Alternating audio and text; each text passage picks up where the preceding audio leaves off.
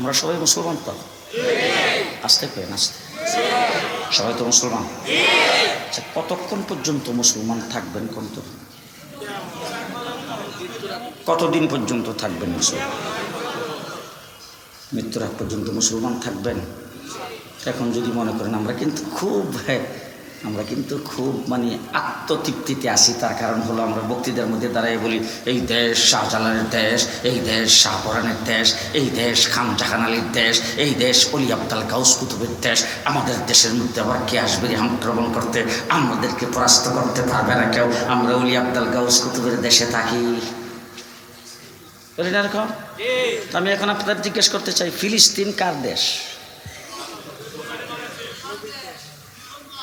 জি, কমপক্ষে 70,000 নবী ফিলিস্তিনে জন্মগ্রহণ করেছেন। আমার বাংলাদেশের মাটিতে অলি আব্দাল গাউস কুতুব শুয়ে আছে, ফিলিস্তিনের মাটিতে হাজার হাজার নবী শুয়ে আছে। সেই জায়গায় টনের টন বোম ফুটতেছে। ওই জায়গার বাড়িঘর, বিল্ডিং, দেওয়াল সব ভেঙে মাটির সাথে মিশিয়ে দেওয়া হয়েছে। ছোট ছোট বাচ্চা পর্যন্ত নিরাপদ নয়। যদি সেই জায়গাটার অবস্থা এরকম হয়, আল্লাহ না করুক, আল্লাহ না করুক, আল্লাহ না করুক, আমাদের 3 দিক কিন্তু আমাদের বন্ধুদের দ্বারা গাড়া। যে বন্ধু তো এদের ভারতে মুসলমান খুব আরামে আছে। হ্যাঁ, আজকে ওয়াকফে বিল, ওয়াকফে আইন পাস করে মসজিদ মাদ্রাসাগুলোকে দখল করা, মুসলমানদেরকে উৎখাত করা গভীর ষড়যন্ত্র শুরু করেছেন। আল্লাহ না করুক যদি আমার দেশে এমন কোন বিজাতি আইসা দেশটাকে কব্জা করে ফেলে, আমরা যদি পরাধীন হয়ে যায়, আপনি আমার বুক বরাবর রাইফেলার বন্দুকের গুলি তাক করে যদি বলে ইসলাম ছাড়তে হবে, তখন কি বুক টান করে বলতে পারবেন জীবন দিয়ে দেব, ঈমান দেব না? কে কে পারবেন? পারবেন? পারবেন? তাহলে জীবন দিয়ে হলো ইসলামকে ধরে রাখতে চাই। জীবন দিয়ে হলো ইসলামকে ধরে রাখতে। কেল্লা কাটায় দেব ঈমান, কেল্লা কাটায় দেব ঈমান, দেব না। সুতরাং আমার ভাইরা, দেশ যেভাবেই চলুক না, কি করুক না না করুক, সেটা আমাদের দেখার ব্যাপার না। আমরা ইসলাম নিয়ে থাকতে চাই, আমরা ইসলাম নিয়ে থাকতে চাই। আপনার যান লালবাগ মাদ্রাসায়, যান বরকাটার মাদ্রাসায়, যান ফরিদাবাদ মাদ্রাসায়, যাইয়া যদি দপ্তরে কিছুক্ষণ বসেন, তাইলেই দেখবেন অসংখ্য লোক সারাদিন আসতেছে।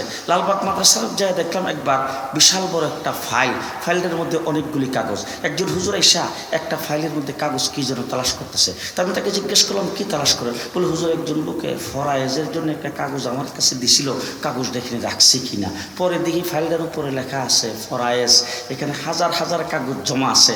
যেই মানুষটা যেই যা করুক না কেন, ব্যবসা করে, বাণিজ্য করে, ব্যারিস্টার, ডাক্তার, ইঞ্জিনিয়ার, সেই মানুষটা যদি মুসলমান হয়ে থাকে, তার ভিতরে যদি ঈমান থাকে, সে জন্মগ্রহণ করার পরে যদি ডান কানে আজান আর বাম কানে একামত দেওয়া হয়ে থাকে, সে চায় আমি দুনিয়ার থেকে চলে যাওয়ার পরে আমার যে সম্পত্তি সেটা মিরাস অনুযায়ী কোরআনী কায়দায় বন্টন হবে।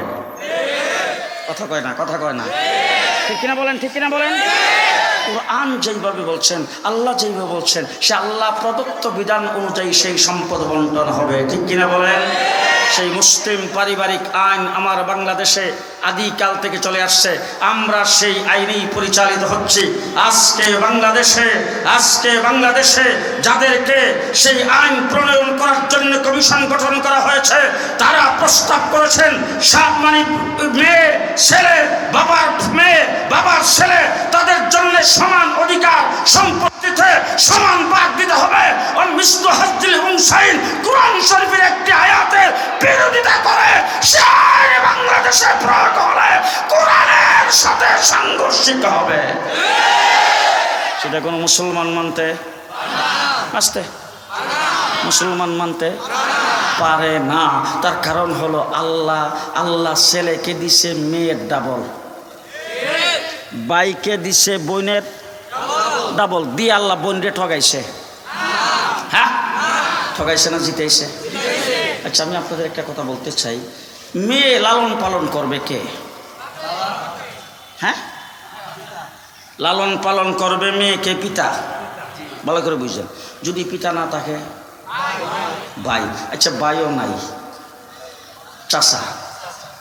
চাচাও নাই, খালু মামা, তার অভিভাবক যদি কেউ থাকে লালন পালন করে, আচ্ছা এরা যদি কেউ না থাকে, তাইলে মেয়ের এবং ছেলের ব্যাপারে ইসলামের বিধান হলো লালন পালন করবে সরকার। কে? সরকার। আমি কথা সংক্ষেপে বলছিলাম, লম্বা ব্যাখ্যা দেওয়ার টাইম নেই আমার। সরকার যে লালন পালন করবে, এখন আসেন ছেলে এবং মেয়ের ব্যাপারে বিধান দুইটা।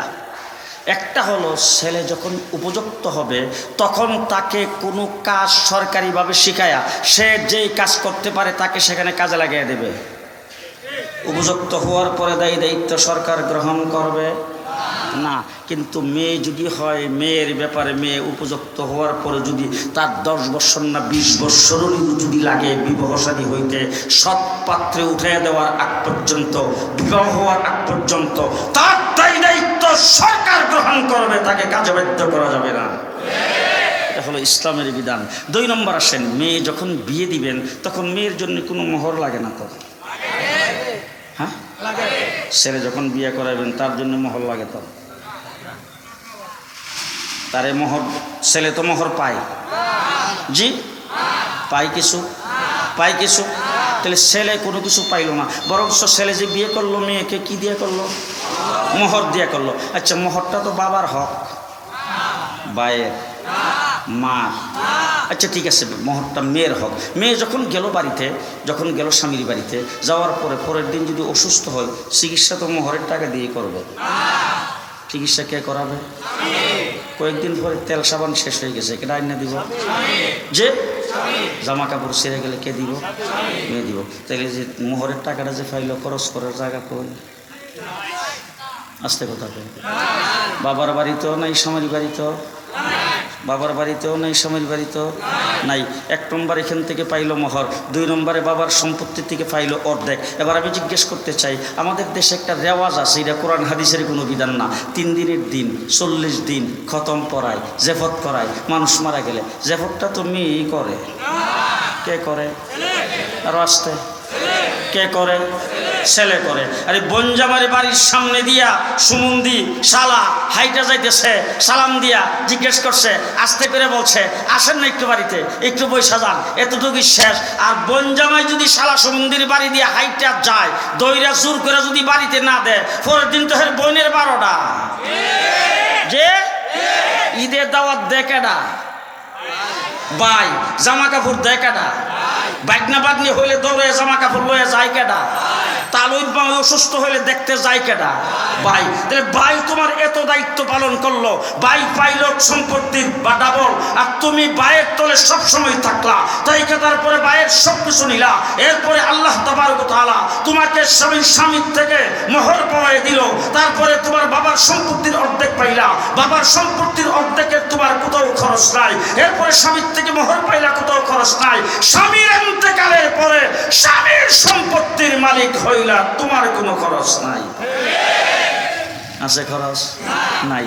এরপরে বাইরে যে আল্লাহ পাক ডাবল সম্পত্তি দিল, বোনের ডাবল দিল, দিয়ে আল্লাহ পাক বাইরে বুঝাইলো, শুনে রাখো তোমার বোন তো পরের বাড়িতে বিয়ে হয়েছে, সে ওই বাড়িতে যখন বিয়ে হয়ে গেছে, বিয়ে হয়ে যাওয়ার পরে তার স্বামীর ঘরে চলে গেছে, হঠাৎ করে অ্যাক্সিডেন্ট করে যদি স্বামীটা মারা যায়, অথবা কোনো দুর্ঘটনায় যদি স্বামী মারা যায়, অথবা কোনো অসুস্থ হয়ে যদি স্বামী মারা যায়, সে যদি তখন পরিত্যক্ত হয়ে যায়, তার স্বামীর বাড়িতে থাকার মতো কোনো ব্যবস্থা যদি না হয়, তোমাকে আমি আল্লাহ পাক ডাবল সম্পত্তি দিয়া জিতে রাখলাম। এই জন্যে তোমার বোন যেন তোমার কাছে আইসা মাথা গুজাইবার জায়গা পায়, সেই ব্যবস্থা আল্লাহ তাবারক ওয়া তাআলা স্ত্রীদের জন্য, মেয়েদের জন্য করলো। এখন আমাদের দেশের বুদ্ধিজীবী রেখো আল্লাহ মেয়েদের ঠগাইছে। এটা কোরআনের আয়াতের বিরোধিতা কিনা? কোরআনের বিরোধিতা কিনা? এই দাঁড়ায় দিচ্ছে, যারা এরা কয় না কোরআনের বিরোধিতা কিনা বলেন? এরকম কোরআন বিরোধী আইন বাংলাদেশে পাশ হইতে দিবেন তো? পাশ হইতে পারবে তো? পাশ করা যাবে তো? পাশ করা যাবে তো? নাকি কেউ পাশ করতে চাইলে ঠেকাইতে হবে? আসতে বলবেন না জোরে বলবেন? পাশ করতে চাইলে ঠেকাইতে হবে, ঠিক না? ঠিক। এই জন্য আগামী 3 তারিখ, মে মাসের 3 তারিখ সোহরাওয়ার্দী উদ্যানে হেফাজতে ইসলাম মহাসমাবেশ আহ্বান করেছে। এই কমিশন বাতিল করতে হবে, তার রিপোর্টও বাতিল করতে হবে। নাসরুম মিনাল্লাহ, ফাতহুন করিব, ওয়াবাশশিরিল মুমিনিন। আসসালামু আলাইকুম।